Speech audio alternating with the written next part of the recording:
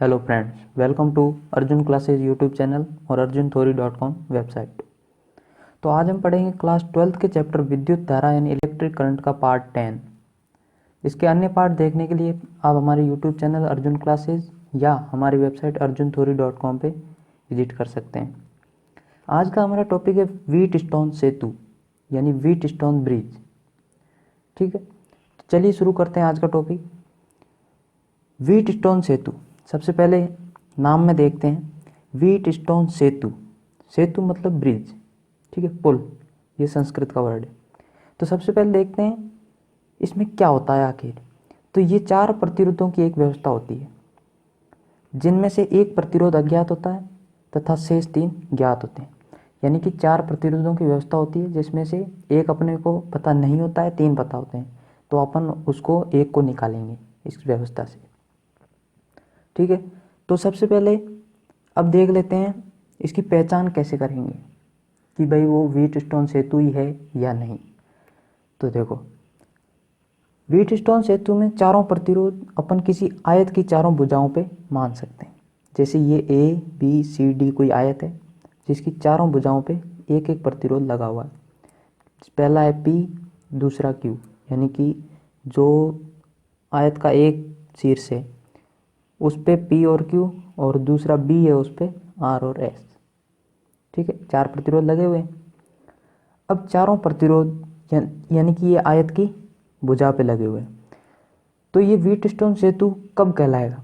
जब विकर्ण, पहली विकर्ण पे विद्युत स्रोत या बैटरी, यानी किसी एक विकर्ण पे, जरूरी नहीं है पहली दूसरी, जो भी, किसी एक विकर्ण पे, जैसे ये विकर्ण है ए बी, तो इस पे ये मैंने बाहर से, क्योंकि अंदर नहीं जोड़ सकते थे, मतलब दिखाने में प्रॉब्लम होती, इसलिए बाहर से दिखा दिया, लेकिन है तो विकर्ण पे ही जुड़ा हुआ, ए बी विकर्ण।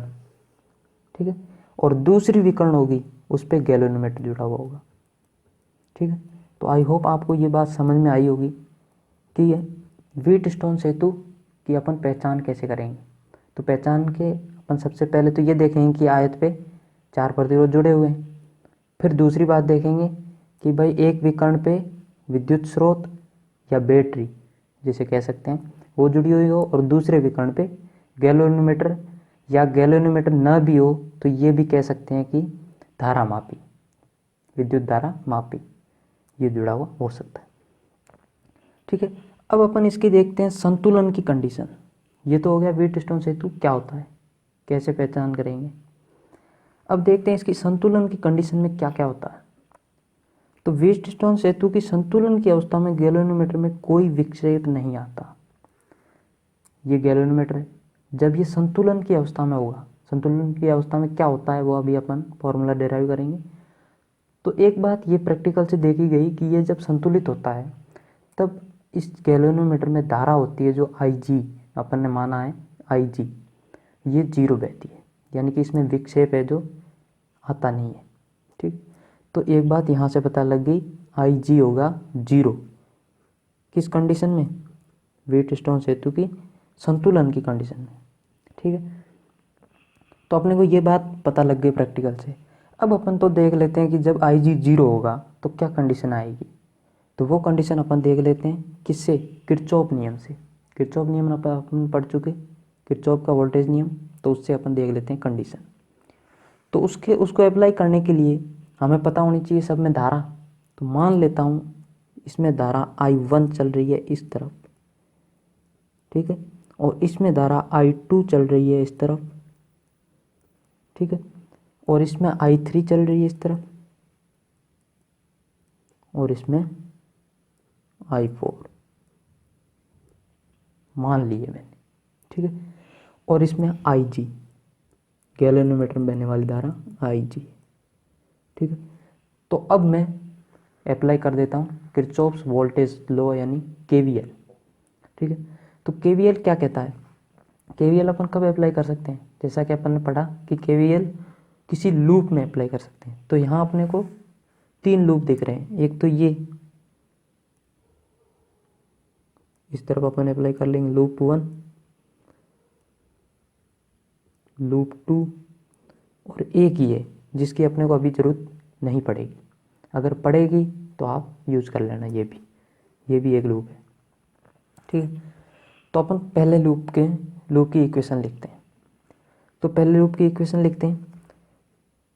तो अगर आपको ये इक्वेशन लिखनी आती है तो आप अभी लिख दें। अगर ना आती है तो मैंने जो केवीएल जहाँ पढ़ाया है वो देखें, फिर आपको आसानी से ये बात समझ में आ जाएगी और वो इक्वेशन लिखनी आ जाएगी। तो मैं सीधी लिख देता हूँ क्योंकि केवीएल में पढ़ा चुका हूँ।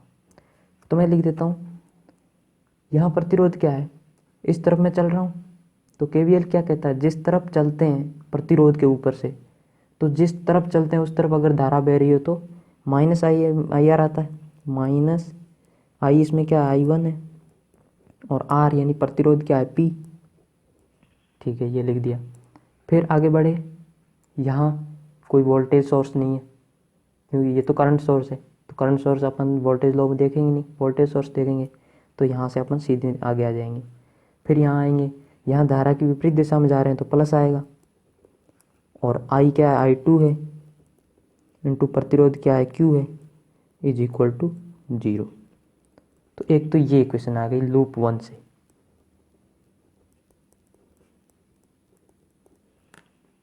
ठीक है, लूप 1 से ये इक्वेशन आ गई। अब देखते हैं लूप 2 से। लूप 2 से क्या लिख सकते हैं, इस तरफ चलेंगे अपन। तो I3 क्योंकि धारा की दिशा में जा रहे हैं तो नेगेटिव, इंटू प्रतिरोध R। और अब इसमें धारा की दिशा में आ गए, सॉरी विपरीत दिशा में, तो प्लस I4 इंटू प्रतिरोध S इज इक्वल टू 0। ठीक है, तो इसको क्या करना, अब दोनों इक्वेशन अपने को मिल गई, इक्वेशन 1 और इक्वेशन 2। क्योंकि अपने पास वेरिएबल कितने हैं, I1 I2 I1 I3 और I4। लेकिन अभी मैं कुछ आगे बताऊंगा, इसलिए 2 इक्वेशन ही मैंने लिखी है। ठीक है, 2 से ही अपना काम हो जाएगा। तो देखो इसको सॉल्व कर लेते हैं। I2Q is equal to I1P। ठीक है, तो P by Q is equal to I2 by I1। ये बात अपने को यहाँ से मिल गई, इसको अपन ने उधर भेज दिया और ये बात मिल गई अपने। वैसे ही इसमें देखते हैं अपन, इसमें क्या आएगा, I4S is equal to I3R। ठीक है, तो आ जाएगा I4 by I3 is equal to I4 by I3, तो R बाई S। ठीक है, ये इक्वेशन मिल गई। ठीक है, ये तो जनरल इक्वेशन अपने को सीधा अपन ने केवीएल अप्लाई किया और ये 2 इक्वेशन मिल गई, पक्षांतर वगैरह कर लिया। अब देखते हैं, देखो अब इसमें देखते हैं, यहाँ अपन ने पढ़ा कि IG 0 है। ठीक है, ध्यान से समझना, IG 0 है, यानी कि यहाँ कोई धारा नहीं बह रही, यानी कि जो इधर धारा आ रही है वो सीधी इधर जा रही है, क्योंकि इधर तो बह ही नहीं रही, 0 है। तो यहाँ जो आ रही है वही यहाँ जा रही है।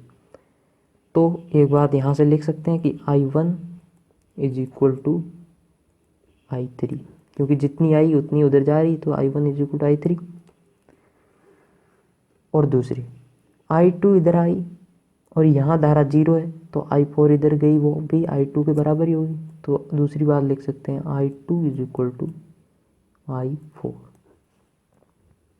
ठीक है, दो चीज़ें अपने को यहाँ से मिल गई। तो अपन I1 को I3 को I1 लिख सकते हैं और I4 को I2 लिख सकते हैं। तो देखो यहाँ अपन ऐसे लिख सकते हैं कि R by S is equal to I4 को क्या लिख सकते हैं, I2 अपन I3 को I1। ठीक है, तो ये अपने को फाइनल चीज़ मिल गई। अब अपन इसकी और इससे कंपैरिजन कर लेते हैं, इससे कंपैरिजन। तो यहाँ क्या I2 बाई I1, यहाँ भी I2 बाई I1, यानी कि I2 बाई I1 के ये बराबर है और ये भी I2 बाई I1 के बराबर है। तो अपन कह सकते हैं समीकरण इससे और इससे कि ये भी इसके बराबर है। तो यहाँ से आ गया P/Q is equal to R/S। ये है संतुलन की कंडीशन। बस व्हीटस्टोन सेतु में ये ही आपको ध्यान रखना है। ये है व्हीटस्टोन सेतु का रामबाण। ठीक है, इससे सारे क्वेश्चन हो जाएंगे। ठीक है, अब ये तो अपने को याद रखना है। बोर्ड में अगर आपके क्वेश्चन आता है तो आप इतना कर लें, आपको कंप्लीट मार्क मिलेंगे। लेकिन अपन अब देखो इसका कुछ सॉल्व करते हैं थोड़ा।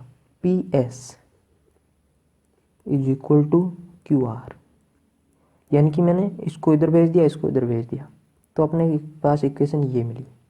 ठीक है, इस इक्वेशन से अपन कुछ देखते हैं।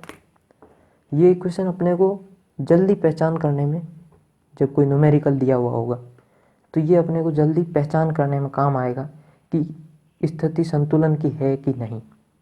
ठीक है, व्हीटस्टोन सेतु है कि नहीं है वो तो यहाँ से पता लगेगा, लेकिन संतुलन में है कि नहीं है वो यहाँ से पता लगेगा। तो यहाँ से कैसे पता लगेगा कि जो आमने सामने के दो प्रतिरोध है उनका गुणा करेंगे और दूसरे आमने सामने दोनों का गुणा करेंगे। देखो P into S, P into S, ये देखो P इंटू एस दिख रहा होगा आपको। ये देखो P इंटू एस, आमने सामने क्या है P और S, और is equal to Q into R, यानी कि Q और R। तो यहाँ से जब भी आपने कोई न्यूमेरिकल दिया हुआ होगा, ठीक है, तो अपन को संतुलन की कंडीशन देखने के लिए अपन क्या करेंगे, दोनों आमने सामने गुणा करेंगे और इधर के दोनों आमने सामने गुणा करेंगे। अगर बराबर आ रहा है, इक्वेशन बैलेंस हो रही है, यानी कि दोनों गुणा बराबर आ रहा है, तो वो स्थिति संतुलन की होगी। वहाँ अपने को IG is equal to 0 condition लगा सकते हैं। ठीक है, तो अब देखते हैं एक नोट, इम्पोर्टेंट नोट है। नोट ये कहता है कि व्हीटस्टोन सेतु में बैटरी तथा गैल्वेनोमीटर आपस में बदले जा सकते हैं। दोनों ही स्थिति में गैल्वेनोमीटर शून्य विक्षेप दिखाएगा, अर्थात IG इज इक्वल टू 0। ठीक है, तो ये क्या कह रहा है कि जो व्हीटस्टोन सेतु है ये, इसमें बैटरी की स्थिति, ये बैटरी और ये गैल्वेनोमीटर दोनों की स्थिति परिवर्तित की जा सकती है। यानी कि इस बैटरी को यहाँ लगा सकते हैं और इस गैल्वेनोमीटर को यहाँ लगा सकते हैं। तो ये तो मैं पहले ही बता चुका कि गैल्वेनोमीटर अपन कब कहेंगे, जब किसी एक विकर्ण पे बैटरी जुड़ी हुई हो और दूसरे विकर्ण पे गैल्वेनोमीटर जुड़ा हुआ हो। तो ये आपको बस मैंने याद रखवाने के लिए कि आप कभी भूलो ना, इसलिए नोट में लिखवा दिया, बाकी मैं पहले बता चुका हूँ। ठीक है, तो भले ही अपन कहीं भी जोड़ दो, किसी एक विकर्ण पे गैल्वेनोमीटर जोड़ दो, दूसरे पे बैटरी जोड़ दो, विक्षेप हमेशा 0 आएगा अगर ये संतुलन की कंडीशन अप्लाई हो रही है। ठीक है, तो ये हो गई थ्योरी। अब इसके कुछ न्यूमेरिकल देख लेते हैं, कैसे कैसे क्वेश्चन बन सकते हैं। तो इसमें क्वेश्चन बन सकते हैं, एक तो बन सकता है कि जब अपने को ये दे रखा हो कि गैल्वेनोमीटर में धारा 0 है, पहले से बोल दिया कि गैल्वेनोमीटर में धारा 0 है, फिर अपने को कोई एक रेजिस्टेंस पूछ लेगा, तो अपन क्या है, सीधी कंडीशन अप्लाई करेंगे और 3 अपने को पता होगा, चौथा निकाल लेंगे। दूसरा पूछ सकते हैं, प्रतिरोध दे देंगे सारे, ठीक है, फिर पूछ लेंगे कि गैल्वेनोमीटर में धारा बताओ। तो फिर क्या करेंगे अपन, अगर संतुलन की कंडीशन हो रही है, यानी कि इन दोनों गुणा के बराबर हो रहा है, तो 0 हो जाएगी। अगर नहीं हो रहा फिर अपन KVL अप्लाई कर देंगे अलग अलग लूपों में, 3 लूप है अपने पास। ठीक है, तो चलिए पहला देखते हैं। दिए गए परिपथ में गैल्वेनोमीटर से बहने वाली धारा का मान ज्ञात कीजिए। धारा का मान पूछा है, तो धारा का मान पूछा होता अपन क्या करते हैं, क्योंकि अपने को यहाँ से पता लग रहा है कि ये गैल्वेनोमीटर है। कैसे पता लगा कि इसके एक विकर्ण पे गैल्वेनोमीटर जुड़ा है, सॉरी गैल्वेनोमीटर है कि नहीं, वो व्हीटस्टोन सेतु है। क्यों, कैसे पता लगा कि इसके एक विकर्ण पे गैल्वेनोमीटर जुड़ा हुआ है, दूसरे विकर्ण पे सेल जुड़ा हुआ। ठीक है, तो गैल्वेनोमीटर तो है। अब देखते हैं संतुलन में है कि नहीं, क्योंकि धारा पूछी है तो अपने को संतुलन की अवस्था जांचनी पड़ेगी। तो संतुलन देखने के लिए अपन क्या करते हैं, आमने सामने गुणा करते हैं और इधर आमने सामने का, अगर बराबर हो जाता है तो संतुलन है, आमने सामने करते हैं, इधर है 1 इंटू इधर कितना है 4, यानी कि 1 इंटू 4 इज इक्वल टू इधर 4 और 1। तो यहाँ से अपन देख सकते हैं कि ये संतुलन की अवस्था है।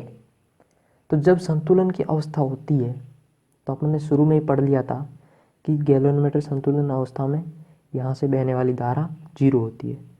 तो IG यानी गैल्वेनोमीटर में बहने वाली धारा 0 एम्पियर। ठीक है, तो आई होप आपको ये क्वेश्चन समझ में आ गया होगा। नेक्स्ट देखते हैं एग्जाम्पल 2। इसमें क्या है, दिए गए परिपथ में 3 ओम के गैल्वेनोमीटर। अब यहाँ इससे पहले अपन क्या कर रहे थे, गैल्वेनोमीटर में प्रतिरोध अपन 0 मान के चल रहे थे आदर्श कंडीशन में। अब यहाँ क्या है, गैल्वेनोमीटर में भी प्रतिरोध अपने को दे रखा है 3 ओम। तो अपन यहाँ लिख देते हैं 3 ओम, ये क्वेश्चन में दे रखा है। तो दिए गए परिपथ में 3 ओम के गैल्वेनोमीटर से बहने वाली धारा का मान याद कीजिए। अपने क्या पूछिए, धारा का मान पूछा। ठीक है, तो अपन को यहाँ से क्या देखना, पहले तो देखना है कि ये व्हीटस्टोन सेतु है कि नहीं है। तो देखो, एक विकर्ण पे बैटरी जुड़ी हुई है, दूसरे विकर्ण पे गैल्वेनोमीटर, तो व्हीटस्टोन सेतु तो है। अब देखते हैं कि ये संतुलन की अवस्था में है कि नहीं। तो संतुलन देखने के लिए क्या करेंगे, आमने सामने का गुणा करेंगे। तो कर लेते हैं, इधर है 1, इधर है 4 इज इक्वल टू इधर है 2, उधर है 1। तो ये संतुलन की कंडीशन तो नहीं है। तो अपन गैल्वेनोमीटर जो ये व्हीटस्टोन सेतु है, इसकी संतुलन की अवस्था में जो इक्वेशन होती है और जो यहाँ करंट 0 होती है वो तो नहीं लगा सकते। तो अपन जैसे मैंने अभी बताया कि जब कंडीशन अप्लाई नहीं हो रही होती है तो अपन कैसे निकालेंगे करंट, इसमें KVL अप्लाई कर लेंगे अलग अलग लूपों में। ठीक है, तो KVL अप्लाई करने के लिए अपने क्या चाहिए, धारा। तो मान लेता हूँ मैं, इसमें धारा बह रही है I1, इसमें बह रही है I2, इसमें बह रही है IG। ठीक है, और देखो इसमें I1 IG इधर गई, तो यहाँ क्या बहेगी I1 माइनस IG। ठीक है, क्योंकि I1 थी, IG इधर चली गई, तो यहाँ कितनी आई I1 माइनस IG। और यहाँ से I2 आई और यहाँ से IG आई, तो यहाँ से I2 प्लस IG। तो अब देखो, सब शाखाओं में अपने को धाराएं पता लग गई और प्रतिरोध पहले से पता है, तो अपन KVL अप्लाई कर सकते हैं। तो अपन मान लिखते हैं लूप 1, ये है लूप 1, और अपन इधर अप्लाई कर लेंगे लूप 1, ये है दूसरा लूप 2। ठीक है, क्योंकि यहाँ अपने को वेरिएबल कितने हैं, I1 है, I2 है और IG है, 3 वेरिएबल है। तो अपने को 3 इक्वेशन चाहिए, एक यहाँ से, एक यहाँ से, एक यहाँ, लूप 3 इक्वेशन लिखेंगे और अपने को आसानी से मिल जाएगी IG। तो पहले देखते हैं लूप 1। अगर आपने KVL वाला वीडियो नहीं देखा है, सबसे पहले वो देखें, क्योंकि उसमें मैंने अच्छे से समझाया, जिससे आप आसानी से इक्वेशन लिख पाएंगे। ठीक है, तो देखो लूप 1 में इक्वेशन लिखते हैं, माइनस आएगा क्योंकि धारा की दिशा में जा रहे हैं, 1 ओम इंटू I1। ठीक है, फिर आगे बढ़े, इधर भी 3 ओम का प्रतिरोध है, 3 ओम इंटू IG, क्योंकि यहाँ 3 ओम का प्रतिरोध गैल्वेनोमीटर में दिया हुआ है। फिर इधर आए, इधर धारा के विपरीत दिशा में जा रहे हैं, तो प्लस क्या आएगा, 2 ओम का प्रतिरोध into I2 is equal to 0, equation 1। एक इक्वेशन मिल गई। अब देखते हैं लूप 2। लूप 2 में क्या है, लूप 2 में इधर बहेंगे अपन, जैसा कि मैंने यहाँ दर्शाया। ठीक है, तो यहाँ से शुरू करते हैं। धारा क्या है, पहले मैं प्रतिरोध लिख देता हूँ। सबसे पहले तो माइनस लगा देता हूँ क्योंकि धारा की दिशा में जा रहे हैं। -1 ओम का प्रतिरोध है और धारा है I1 माइनस IG। ठीक है, फिर आगे बढ़े, प्रतिरोध के विपरीत दिशा में जा रहे हैं तो प्लस आएगा, और प्रतिरोध है 4 ओम, धारा है I2 प्लस IG। फिर इधर आए, धारा के विपरीत दिशा में तो प्लस प्रतिरोध है 3 ओम और धारा है IG इज इक्वल टू 0। अब देखते हैं लूप 3 में देखते हैं। लूप 3 में क्या है, इधर चलेंगे तो मैं यहाँ से शुरू कर लेता हूँ। 2 ओम का प्रतिरोध है, सबसे पहले तो प्लस माइनस लिख देते हैं। क्या आएगा, धारा की दिशा में जा रहे हैं तो माइनस आएगा। 2 ओम का प्रतिरोध है और इसमें बहने वाली धारा है I2। फिर बढ़े आगे, यहाँ क्या है, धारा की दिशा में जा रहे हैं तो माइनस 4 ओम और I2 प्लस IG। फिर यहाँ से यहाँ आ गए, यहाँ देखो क्योंकि प्लस की साइड जा रहे हैं तो plus 10 volt is equal to 0। ठीक है, तो ये होगी तीनों KVL की इक्वेशन। ठीक है, तीनों KVL की इक्वेशन आप सॉल्व करना आसानी से किसी भी मेथड से कर सकते हो। आप सीधे यहाँ से एक की वैल्यू निकालना फिर दूसरे में पुट करना, वैसे भी निकाल सकते हो, या आपने मैट्रिक्स पढ़ ली होगी आई होप, तो आप 3 इक्वेशन मैट्रिक्स से भी सॉल्व कर सकते हैं। तो यहाँ से आपको मिल जाएगी IG। ठीक है, जो आपको पूछिए। ठीक है, तो इसको आप आगे सॉल्व करना, क्योंकि यहाँ अभी वीडियो लंबा हो रहा काफ़ी, ऑलमोस्ट 21 मिनट का हो चुका है, तो मैं नहीं चाहता बहुत ज़्यादा हो, क्योंकि एक क्वेश्चन और समझाना है तो मैं आगे इक्वेशन सॉल्व नहीं कर पा रहा। ठीक है, नेक्स्ट देखते हैं एग्जाम्पल 3। इसमें क्या है, निम्नांकित चित्र में धारा मापी का विक्षेप 0 है तो R का मान ज्ञात कीजिए। तो यहाँ देखो पहले ही इसने बता दिया है कि जो विक्षेप है, धारा मापी दिया है, यहाँ धारा मापी या गैल्वेनोमीटर कुछ भी कह लो, इसमें विक्षेप 0 है, यानी कि एक बात अपन लिख देते हैं शुरू में ही कि IG 0 है। ठीक है, IG 0 है, तो IG 0 है तो अपने क्या है, यहाँ से एक बात तो पता लग ही गई कि P/Q is equal to R/S। ये कंडीशन अपन अप्लाई कर सकते हैं। ठीक है, जहाँ P क्या है, अपन P किसको मानते थे, इसको, यानी कि ये A था, सामने वाला B, फिर ये C, सामने वाला D। तो मैंने PQRS किसको माने थे, ये P, फिर ये Q था, फिर ये R था, फिर ये R क्या था, ये पूरा। ठीक है, और ये S था। ठीक है, तो ये था अपना, तो ये कंडीशन अपन अब अप्लाई करेंगे। तो सबसे पहले अपन देखते हैं कि ये और ये तो सब ठीक है कि व्हीटस्टोन सेतु की भुजाओं पर, 3 भुजाओं पर प्रतिरोध जुड़े हुए, लेकिन यहाँ देखते हैं अपन प्रतिरोध के साथ एक और प्रतिरोध जुड़ा हुआ है। तो अपन सबसे पहले इसको एक प्रतिरोध में बदलेंगे। तो ये अपन पढ़ चुके समांतर क्रम संयोजन में कि जब समांतर में प्रतिरोध दिए होते हैं तो उसको एक प्रतिरोध में कैसे बदलते हैं।